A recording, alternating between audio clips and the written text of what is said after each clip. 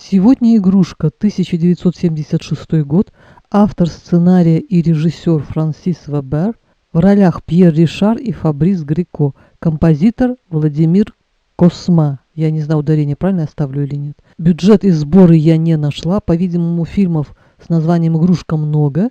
Я не была уверена в информации, поэтому не стала приводить цифры, но мне кажется, что кассовый успех фильма очевиден.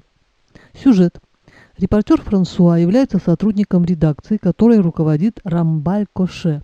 И однажды его 10-летний сын, увидев Франсуа в магазине отца, изъявил желание иметь у себя в арсенале живую игрушку в виде Франсуа. Вот об эволюции отношений между сыном миллионера Эриком и живой игрушкой Франсуа, от негодования, непонимания до сердечной привязанности и дружбы, вот об этом фильм. Развитие сюжета происходит на фоне экономического кризиса во Франции в период с 1971 по 1975 годы.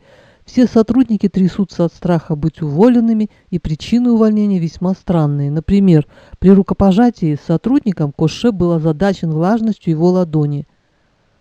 Но мне кажется, это не повод для увольнения. И вообще, пора отменить все рукопожатия, где бы то ни было, учитывая всякого рода пандемии. Я вспоминаю, как с года 1985, наверное, тебя постоянно сопровождал страх перед грядущими реорганизациями, сопровождающимися сокращениями, увольнениями. Люди, просидевшие долгое время в креслах начальников, будучи уже не такими молодыми, уступали свое место молодым и перспективным и шли к ним в подчинение. А кто-то, не выдержав «позора» в кавычках, уходил совсем.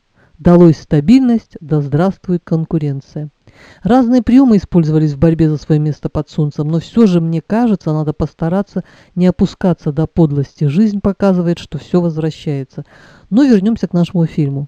Дети, живущие на две семьи у разведенных родителей, очень эгоистичны. Они умело манипулируют любовью и борьбой за первенство того и другого родителя. Эрик, глядя на его взаимоотношения с сотрудниками, невольно копировал его поведение. И в своем желании иметь живую игрушку он проявил себя тем же самодуром, что и отец, ставящий ультиматум убраться за 30 секунд домовладельцам, у которых он приобретает за хорошую цену недвижимость.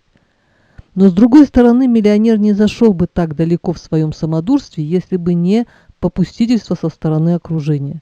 Показательной была сцена, когда Коше предлагает главному редактору газеты раздеться и пройтись голым по офису, и когда тот после секундных колебаний стал раздеваться, самодур остановил его и сказал: «Так кто же из нас монстр?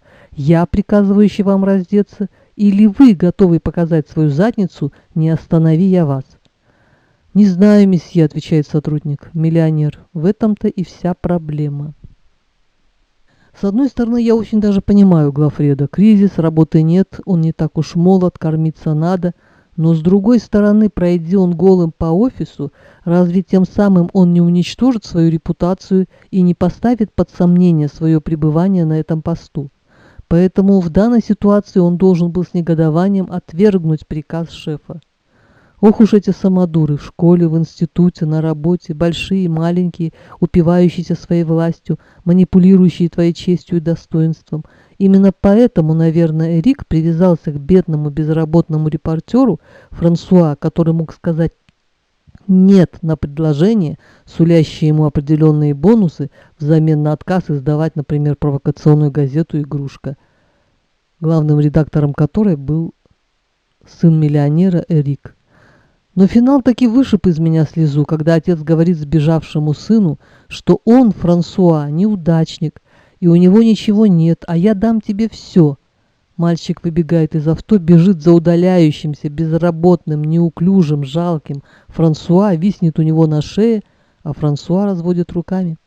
Мне кажется, миллионер должен купить просторный дом, отдать сына, выплачивать ежемесячное содержание, и все будут довольны. Бездетный и безработный Франсуа, мальчик Эрик, приобретший в лице Франсуа воспитателя и друга, и отец-самодур, знающий, что его сын в надежных и порядочных руках, и который будет максимально не похож на своего отца. На сегодня все. Всем пока.